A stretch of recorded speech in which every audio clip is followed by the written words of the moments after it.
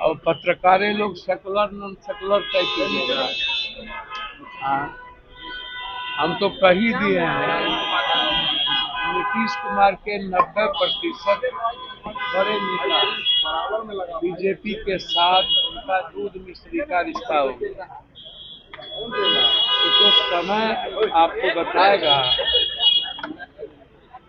ये जो बीजेपी की मानसिकता है मंडल विरोधी है।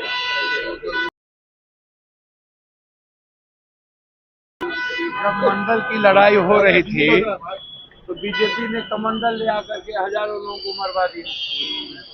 बीजेपी की मानसिकता, इनके जो गुरु गोलवरकर है उनकी किताब में लिखी हुई है, जो दूसरे धर्म के लोग हैं, क्रिश्चियन, बौद्ध, सिख, सबको हिंदू होना पड़ेगा। सबसे पहले क्रिश्चियन पर इन्होंने हमला किया, उसके धर्मांत पर। उससे पहले बौद्ध धर्म पर हमला किया था।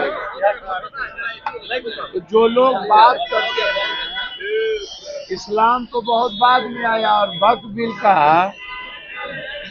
का जो सवाल है, ये कोई एक दिन की बात नहीं है।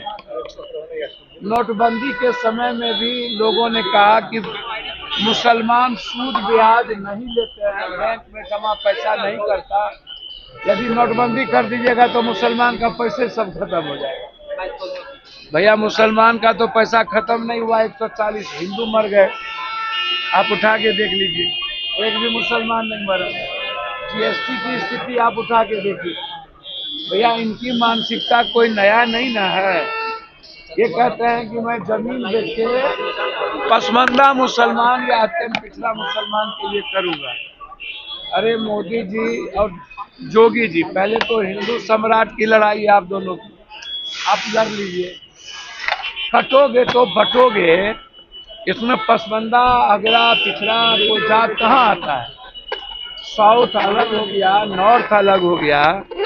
आपके व्यवहार से आपसे हम पूछते हैं, आपने कहा मुसलमान मशीन है बच्चा पैदा करने और कपड़े से पहचाने जाते हैं।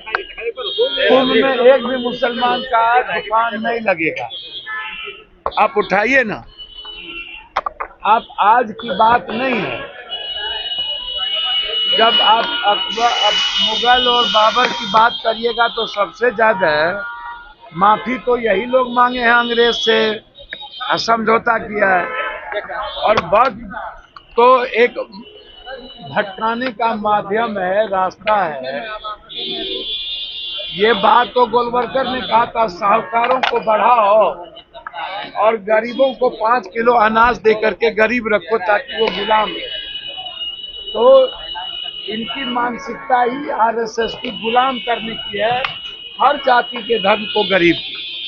ये मुसलमान या हिंदू, ये सबको गर जाते हैं। किसी को खालिस्तानी कहते हैं, आतंकवादी कहते हैं, क्रिश्चियन के खिलाफ होते हैं, बौद्ध के खिलाफ। तो पहले से ही बौद्ध को किसने भारत से भगा दिया? अब क्यों बौद्ध धर्म आए?